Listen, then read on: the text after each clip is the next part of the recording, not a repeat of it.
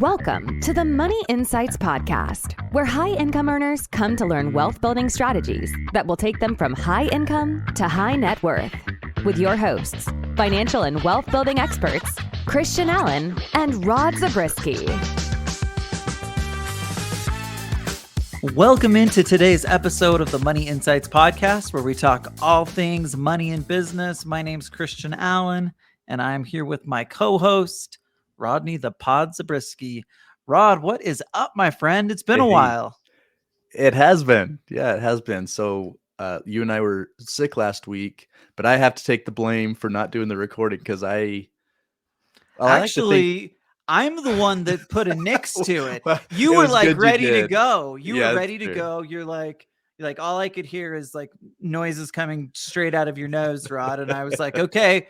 But I was like, oh, I've got to put a kibosh to this. I was feeling like I finally had a radio voice, and so I was excited to do it, but it was for the best. Well, your voice was It was for the different, best. so I'll give you that Yeah. much. Okay, Rod. So today we have a fun topic, but before we get into the topic, I have a couple of announcements that are Okay. exciting. Okay, first announcement. This is just I'm going to keep pounding it because we're getting momentum and it's exciting. But just a quick reminder: go join our Facebook group, Investment Strategies for High Income Earners. We started to get some traction. We are doing Facebook Lives every Tuesday, 5 p.m. Eastern Time. And we're putting out a bunch of other content throughout the week. We're starting to get more discussion. And so anyway, it's growing. I'm excited about that, Rod. Yeah. Okay, that's the first thing. The second one, to be totally honest with you, Rod, I'm even more excited about right now anyway. We've been working on it for a while, and we can finally announce it, Rod. Okay, so it's probably been a year and a half or longer that we thought about putting on a virtual summit, right? Yep. And, we had a lot of things kind of come up in the way, and business has been super busy. And so things just get in the way. But we are very excited that we have a date for our virtual summit. It's called, just stick with me on this one. It's called the Alternative Wealth Building Virtual Summit for High Income Earners.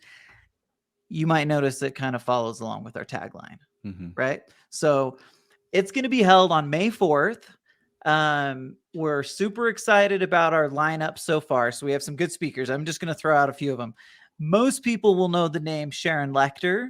Sharon co-wrote with Robert Kiyosaki the book Rich Dad, Poor Dad.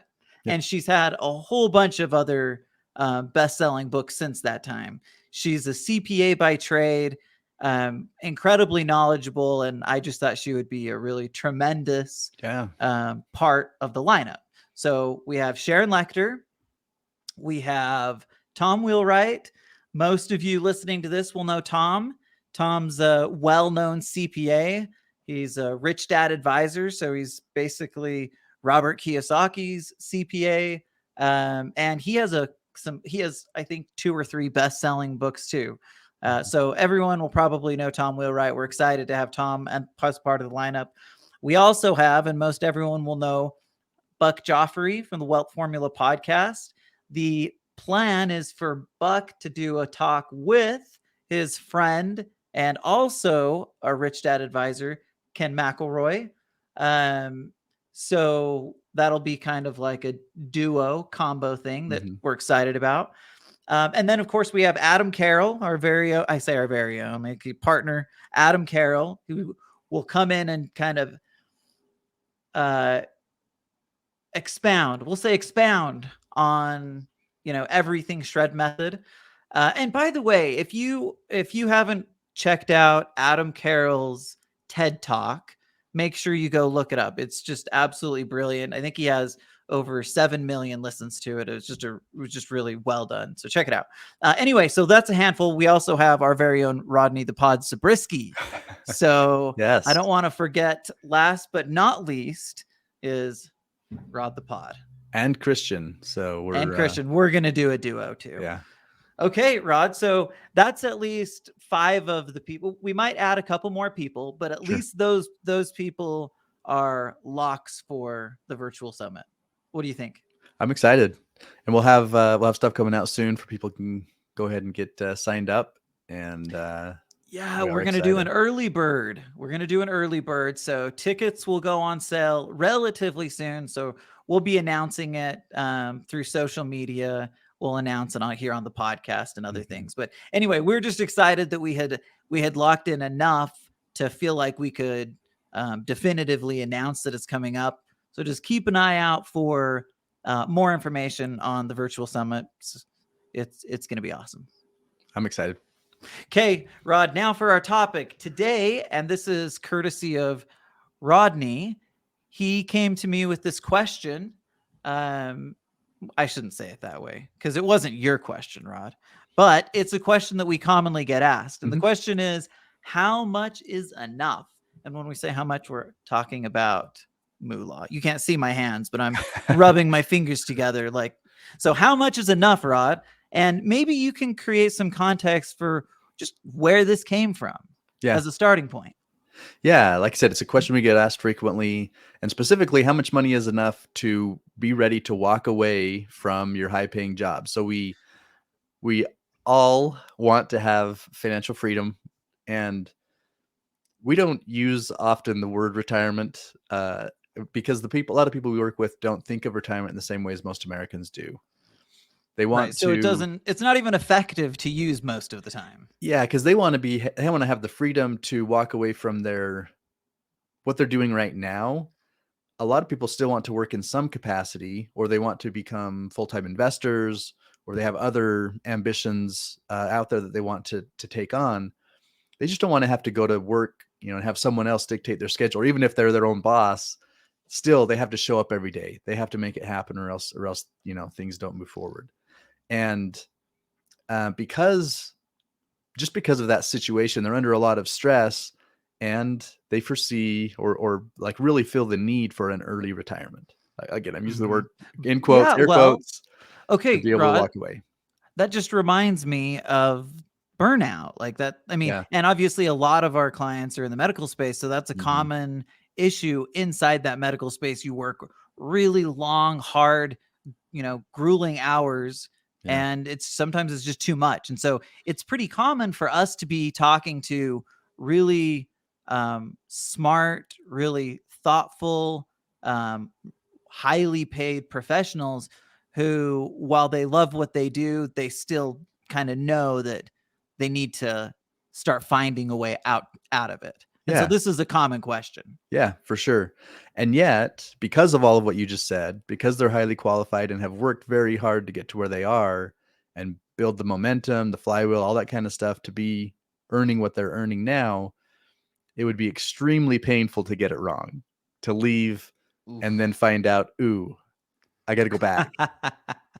Right? That would be painful, right? So that just reminds me, and maybe since we're talking about the word retire, Rod, I've gone on a tangent about this, but it drives me absolutely bonkers, Rod. It drives me bonkers when people that are like 27 years old come out and talk about how they're retiring from whatever it is that they're retiring for. Yeah. And can I just tell you, there seems to be some lack of clarity out there between like taking a vacation and taking an actual retirement, or taking a break and taking an actual retirement. So my definition looks very different.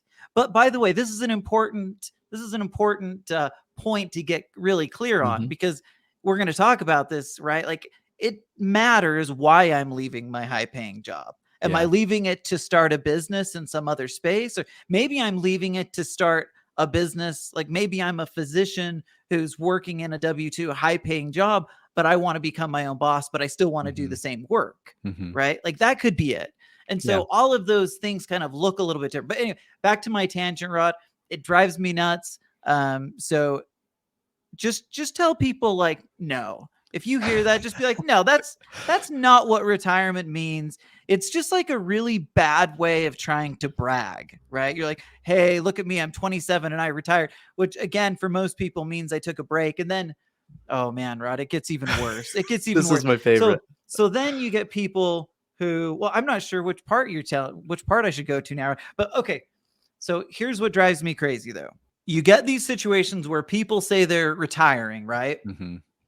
But then they're just in such high demand that people are clamoring for them to come back. Has nothing to do with making money because they don't need money, right? Uh-huh. They're retired.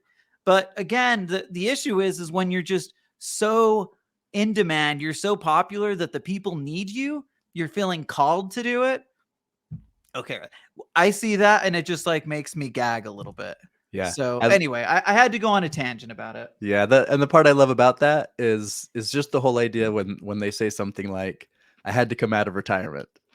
That's my favorite. I love the look on your face when people say stuff like that because it's Well, just what's classic. worse is that they don't say I had to. They're like, I chose to. I Yeah. chose to come out of retirement. I didn't need to, but again, people needed me. So I had to do it for the people.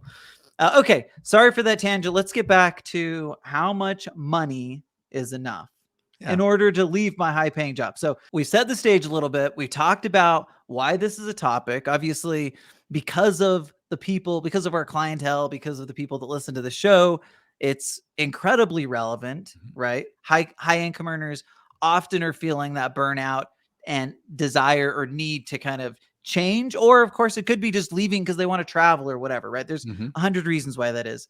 But that's important. And like you said, maybe most importantly, it's critical that we get it right. Yeah. Because getting it wrong means like, if it means like, hey, I finally got out of the working 80 hours a week and I'm able to leave, and then I take a big stock market hit and all of a sudden I'm like, my income's only going to last 10 years instead of 40. Yeah. Well, now I'm going back to my 80-hour, then that's just like drudgery. So Oh, we yeah. don't want to get it wrong. We don't want to get it wrong. Yep. Okay, Rod, let's talk a little bit about the advice that we kind of commonly see out there. And Mhm. I've got here the FIRE movement, but this Mhm. isn't just the FIRE movement, right? This is just common advice. I read lots of articles and so I see these things and I'm just like, this is madness, but we're going to talk through what is commonly given as like the number or the way to determine when I can leave my high paying job. Mhm. Okay. So the first one, Rod, and then we'll talk about these, but the first one is, and I couldn't believe this, is to save enough money to cover your expenses. That was it. So Yeah. basically Well, what they're makes sense, saying right? is, yeah, makes perfect sense. Like it makes no sense, Rod. But wait, if Makes I know no what my sense. expenses are and I know I have enough to cover those expenses, doesn't that like take me to the promised land? But what about inflation? What about the what Oh, ifs? What about when that. other things come up, man? Oh, those things. Oh, yeah, Yeah, that's it's just I don't think it's a good strategy. Now, I guess if you're, again, if you're saying I want to take a break Mhm. for a few years to travel, like, okay, that might be something that you could do. But like Yeah. if you want to literally retire, be able to walk away from the need to make money, you cannot just cover your expenses. That's a recipe for disaster. All Can we right, I agree? guess I'll go with you on that one. Yep. Okay. No, yeah, you're right. Okay. Absolutely. One of them that I still hear, and we're not going to talk a lot about this one because it feels like it's talked about ad nauseum, but Mhm. I still see it out there, and it's just using the 4% rule. Now, it's a little bit different way, but it's basically the same idea. They're like, okay, if I have enough, again, it's basically another way to say I have enough to cover my expenses. It's just saying that I'll be able to cover my expenses with my investments and theoretically, have money left over at the end. But basically, what they do is they say, all right, if you take 4% of your total nest egg of money. Mhm. So let's say I've got, well, and I'm going to talk about why this is a problem in a second. But so theoretically, if I've got $1 million saved, right, we are going to take $40,000 plus we're going to plan for inflation, Mhm. and I should theoretically be okay, right? And we talk ad nauseum again why that doesn't work. Mhm. But when you talk about this in just like a practical, well, let me ask you this question, Rod. Where are 90% of people who are saving money? Where do they save money? In the stock market and especially qualified plans. Yes, Okay, so and that's what I was getting at. The qualified plan part, especially. Well, if I'm 42 years old and I've Mhm. done, 90% of my saving in qualified plans, then how am I going to get my money out? I mean, You're I not can gonna take get the much. penalty, Yeah, right? I can take the or I can do right. a 72T, but that's problematic too because Mhm. it's not going to be nearly enough to actually live off You of. can't get 4%. Yeah, they won't even let you take distributions of 4% at that stage. So, anyway, so like so many times I hear these things and I'm just like, this is so unrealistic, right? Mhm. It's so impractical because if you actually like take life experience and put that into the equation, you'll quickly realize, and really anybody that's hearing this and thinking about it, you know that you need more than just to cover your expenses, right? Like, what if you want to go to a movie? You're like, oh, no, no movies, no For the more. rest of your life, no more. Anyway, I know we're being a little extreme. Like I'm sure they're thinking, well, it's not just it's covering expenses and having, enough for food and a little extra type of thing. But But there go are ahead. literally people out there that are saying that, right? Especially in that FIRE movement. Oh my They're gosh, there's they're all sorts saying of them. live the minimalist lifestyle, and you can live it up.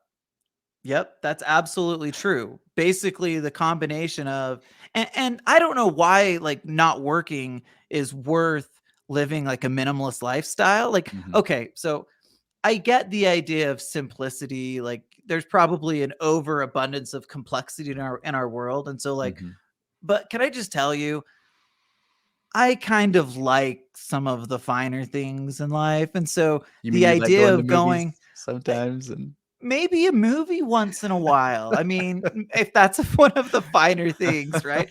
Um, I like the restaurant Cultivate. It's man, it's good, Rod. Next time we're going out together, we're going to Cultivate. Okay, yeah. And so I need to have a little Cultivate in my life every, month or so. Okay. Well, anyway, maybe I'm different, but that's just me. So the 4% rule is a really bad idea. Rod, I read an article that said, and I have to assume in this one it was a little more focused on, let's call it career changing. Okay. Okay. So here they said you need 6 times your expenses saved Okay. to change it basically and again, the article was about leaving your job, but I think they're talking about leaving your job to go create something different, build something. Can I just tell you that is laughably not enough. Yeah, that's the 16% rule. I'm just kidding. But the idea on that one, and I have again, hopefully they really are talking about something where you're you already have a head start on where you're going, or you have a really good idea for what you're going to be able to create over there. And so you have this safety net built up of the 6 times your expenses in case things are slower, and they usually are building than we hope they will be or plan they will be. But hopefully, yeah, it really is somewhere where you're landing and have at least some reasonable expectation for what you're going to get when you get on the other side. Okay, so that's what you should have anytime, right? Yeah. Anytime. If you're changing your career, you're leaving your job, you should 100% have a lot more than that. I would probably, if it was me recommending it, I would be like at least a year, but preferably like 2 years Mm-hmm. because everything it takes longer to build, it costs more than you think. Mm-hmm. So even if the anticipation is that you can go start something different, start cash flowing relatively quickly, it just always takes longer than you think it will. So Yeah. now that doesn't mean it can't grow exponentially. It can. And so I certainly am not against leaving your high paying job to go do something that you love, right? Mm-hmm. Or go travel or whatever. 100% on board with that.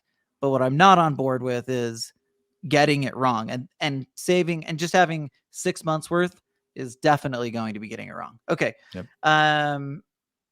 I think those are the main things we wanted to hit on as it relates to and there's obviously a lot of different philosophies on this, but the one thing that seemed like overarching is just that it's not enough. Mm-hmm. It feels like there's a an underestimation in everything that I was reading for what someone would actually need. And obviously there are those, situations where somebody can pull it off with only a few months worth of savings. But for most people, if you want to be on like really solid ground, and again, here's the other thing, if you're a high income earner, you either have a lot more money saved or you're used to living a little bit higher style life, Mhm. right? Like Yeah.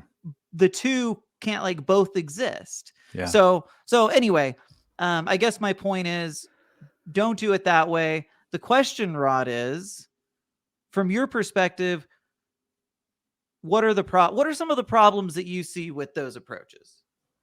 Well, like you said, it's not as thoughtful as I would hope people are going to be going into it. And really, I think most people look at that and they're not comfortable with it. I think that's why we're recording this, is because we have so many people who look at the answers that they see out there and they're not comfortable with them. They feel like, well, that's not going to cut it for me. But then what? But Right? then what is it? Therefore, yeah, how do I come up with an answer that I can be comfortable with? And so hopefully in the rest of this time that we have today, we can lay out a few thoughts. And again, we're not going to answer the question for people. It's a question they have to answer themselves, but hopefully we can give people some things to really consider that will help them get to an answer for themselves. Okay, so here's what I'm thinking, Rod. We need to answer at least, you said we're not going to answer the questions, and now I'm saying here's the two questions we're going to answer, Rod. Okay. We're going to answer how much is enough, or how do you get to enough for a full-blown retirement? Okay, that's the first one, because that's different than being like a career-changing situation, right? So then I think I'm going to think about this a little bit, and I kind of just gave the answer, but I'm going to think about it a little more, and we'll make sure that we also give an answer, at least from the Money Insights perspective, as to what's enough for a career changer. Okay. As well. Okay. Because really both of those things are applicable, and they're very, very different. Mhm. So, okay, here's some things to think about before or as we're trying to kind of create the formula, right? So we have a few different formulas that we think make sense, but we want to make sure we talk about the things that are important to think about along the way. So why am I leaving my job? I keep talking about this, but again, is this a permanent thing? Is it a temporary thing? Am I a career changer? Do I want to go travel? Am I just wanting to hang out and like do hobbies? It doesn't matter. Like whatever it is, though, you want to have a pretty good idea of what your intention is, right? Yeah. Because part of that could, some of that could change the spending habits that you have, right? Mhm. So if I'm doing XYZ, that might be that hobby. If I want to retire and golf full time, then I've got to make sure I've got enough to cover my expenses, which will include my golfing, right? Yeah. Okay. So that's important to consider. What are my plans as I'm kind of going forward, right? Am I starting a business? Am I, again, taking a break and then I want to go back to just all of those things are worthwhile to consider and really are critical if you want to come up with like a winning game plan. Yeah. And a lot of the people that we talk to have more in mind. So like the idea of just walking away from their job and just living it up, while that sounds amazing, they are realistic enough to realize that may last a week, and then they're going to be like, okay, now what am I going to do with myself? Yeah. Right. So, so we have a lot of people who, they're going to leave and become full-time investors. Yeah. They're and already that is doing the some most investing. common. Yeah. Yep. We also have people who have like some philanthropic ideas in mind. I'll give you a quick example. We have a client who is like passionate about ending veteran homelessness. Oh, wow. And he's building, everything that he's doing is building toward this financial freedom, not just so that he can live it up, but so that he can kind of eradicate this issue across the US. Like again, and he's very clear. It's not just reduce, it's not just make these people's lives easier. It's get rid of, like, no more veteran homelessness. He's like totally Mm. passionate about it. So anyway, so there are people who have these things, and obviously that Pursuit. drive, yeah, Yeah. leads to a different answer than it would be if he was just like, okay, I'm done. I want to get out of this. Okay, Rod. So let's just assume that most people aren't going to live it up, Uh-huh. even though there will be some, and more power to you. But let's just assume that most people that are listening aren't likely to be that person. So talk a little bit about some of the formulas that we use based on, given situations. Yeah. So the first one, the kind of classic formula that comes from Rich Dad Poor Dad, just kind of that whole mindset of, I can leave my job when I have enough passive income to replace my working income. Okay. No, that is very, very different, by the way, already very different than those kind of other things that we're seeing, right? Yeah. Like tremendously different. Yep. Yeah. And what's fun on this one is that they created a couple of board games, and we bought them. So Yeah, you when we guys were are. young married, so we have Cash Flow 101, which is the adult version of, and it's, I mean, again, it's a board game. You're moving around the board, but you run into unexpected expenses, or you have opportunities. You can choose between investing in a cash flowing property, or whatever, like blowing your money doing, going on a worldwide, trip or something. And so you're making these decisions, and it ultimately is leading you to what the decisions you should be making are those that are creating this cash flow, because as soon as you create enough passive cash flow to replace your working income, you win. Okay. I love it. And my favorite is on the kid version, it's the same thing, like the same places where you win, but they have like this badge and you become the cash flow kid. That's the The like cash name for it. flow. Okay, well then maybe they should have like the adult version be the cash flow king and the cash. There you go. Anyway, that's cool. I think that there's something really powerful about that, though, right? Mhm. There is just such a big difference between philosophically between even just like saving up enough money that I can then go and live off the interest of it versus saving and creating enough passive income, enough cash flow that I can, like, again, when I think about just philosophically the difference, it's really significant, right? Mhm. One of them again is saying, hey, we're literally going to create income that can be pushed off regardless of what I'm doing, whether I'm working, whether I'm traveling, whether I'm sleeping, it's going to be producing income. The other is a very different approach. It's basically save up a lump sum of money, and then most people would say use the market to try to create cash flow out of that, right? Yeah. And it's just, when you think about it again philosophically, they're just a very different approach across the board. Yeah, especially because in the cash flow side, and obviously it depends on how you're creating that cash flow, but in most cases, like if it's rental income, for example, it has some built-in increases to it, right? Rents are going to go up in the future, increasing your income. So there are inflation factors built into those things as well. So again, it's not just saying, well, my caution is don't let it just be enough cash flow to do that, and not be thinking, are the things that I'm using to create that cash flow a long-term solution? It's going to continue to create this income, number one, but then number two, creating these adjustments for inflation, et cetera, because it isn't just now. It's especially if I'm in this situation where I'm saying, hey, I want to be ready to do this by the time I'm 50 or 55 or whatever. We hear that pretty commonly. Well, you're likely to live another 30, 40, 50 years. And so you do have to consider all of these things. If 100% is your number, make sure it's a solid 100% and it builds in these other increases and whatnot. Yeah. And again, I think about, like, just keep going back to this philosophical difference.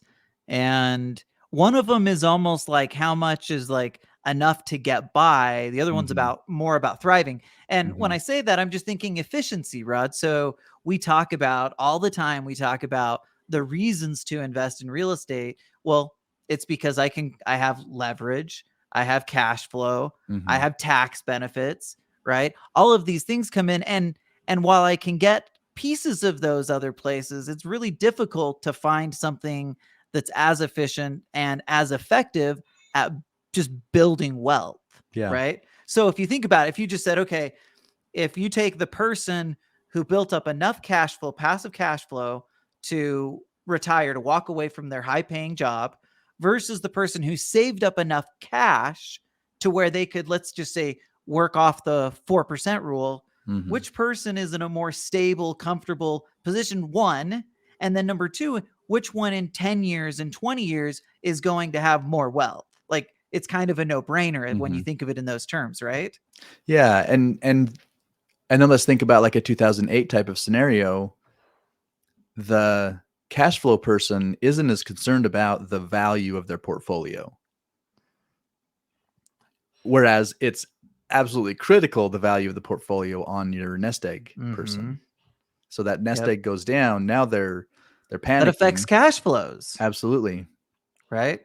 Whereas on the other side, their portfolio value may have gone down for a time, but as long as they're still creating the cash flow coming off of it, then they're fine.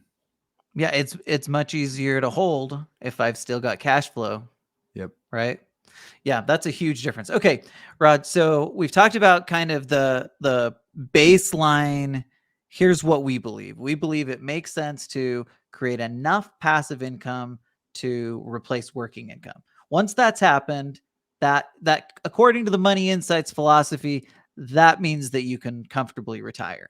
Yeah. In most situations. Why don't you talk about, Rod, some of the alternative situations that we often see, which really in those situations, that wouldn't even be enough. Yeah. So there are a couple of situations for that. Number one is this whole kind of transitioning into what are you going to do next, right? So let's go back to our example of the philanthropic minded client that we talked about. For him to be able to really live out and pursue this passion that he has, having enough income for himself isn't going to be enough. It's going to take resources, and I'm positive that his whole plan is to rally and have sponsors and donors and all this other stuff happening. But I know from talking with him that that's not the 100% of where he's getting the funding. He's going to fund a lot of what he does, the organization, the structure, to kind of put this together and get something going, create some momentum. And so he is creating not just 100% to replace. I don't know what his number is, but it's a lot higher than 100%. In his case, his kind of a starting point is to create this series of franchises that will be kicking off a good, flow of income that again is enough for him to replace his working income so that he can 100% turn all of his focus on this passion. Yeah, so he's literally he's creating passive income to replace his working income with the intention of then work basically creating additional money that can be used for philanthropic things, Yep. like this incredible goal that he's got to eradicate veteran homelessness. Yep. As an example. That's right. Okay, Yeah. Rod, I mentioned, and we're going to go back to this, but I did miss one. So talk a little bit about a situation where we may actually not need as much as what we talked about from a baseline. Yeah, we talked about situations where someone is transitioning into a different pursuit. So, because for a lot of these people who are burned out and are really feeling that and feeling the need, like they need to replace this, they aren't saying it's all or nothing. Like either I work the 80 hours a week or I'm done and I do nothing. But they would love nothing more than to be able to replace the job where they have to work the 80 hours a week with something that's more reasonable, less stressful, less burnout, more on their own terms. And so they think of it not in terms of retirement per se, but of just like, hey, putting my own life in my own terms, in my own hands. I get to make decisions. I like what I do, and I like the way that I'm able to help people. I just can't keep up this pace. I can't keep up with, the demands the way it is now. And so I'm going to create something different. So in that scenario, obviously you need to have some replacement. You have some passive cash flow that's able to replace what you're giving up to make that change, but it doesn't have to be even 100%. Yeah. Right. If I'm moving to a place, I'm becoming a consultant, or I'm whatever, and I'm going to be able to work at 50 to 60% of what I have been making already, then obviously my number is somewhere in the 40 to 50% range of passive cash flow. Yep. Good point. And I said I was going to answer this question as it relates to specifically kind of career changing situations. And so since we're on that one, maybe I'll hit on it, because I've been thinking about it, Rod. And if we believe, and I think I believe, and I'll comfortably say that everyone should just always have a 6-month buffer of, and I wouldn't even say living expenses. I would say 6 months of your income, right, is kind of the buffer number. So that means, from my perspective, if you're going to be leaving your job to then go create another build a business, I need to do it this way. I need to think about and determine what I believe the initial capital in the business is going to require. I need to have the 6 months, because that's just got to be consistent always. Yeah. And then I think you probably need another 6 months to be safe. So basically what I'm saying is, if you're leaving to create a business, you probably want a year's worth of income plus the capital that you believe is going to be required to start the business. Yeah. Is that fair? Yeah. I think that's good. Okay. Yeah. Okay. Sorry. I didn't mean to take us off track, but I wanted to make sure I got back to that. Okay, Rod, talk about, I feel like we have one more example where we might need more money. Yeah. So we initially focused on 100%. And then I gave the example of needing more, like in this example with the philanthropic. And I would also say on that philanthropic side, a lot of people are legacy minded. They want to be able to pass on to the next generation, et cetera. And so that would kind of, I think, fit in that same category. So one of the things I like about this example is the person you kind of been giving this ongoing example of, it's philanthropic on two sides, right? So it's not enough just to create the passive income to replace, so that he can organizationally and put his time toward the philanthropic efforts. There's also the element of wanting to put actual money toward it, right?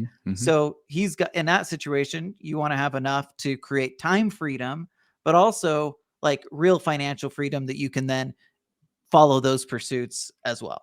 Yeah, it's a great point. And then I would maybe even add a third category to that, because the things that he's been doing professionally and educationally and all those things have also been, I think, informed by his desire to do this as well. So it's all of those skills and just the skill set that he brings to the table now pursuing this, that is quote unquote sacrifice or part of what he's building up to be able to really give it his best.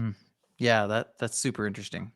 Okay, Rod, what do we do if we want to leave our job and become a full-time investor?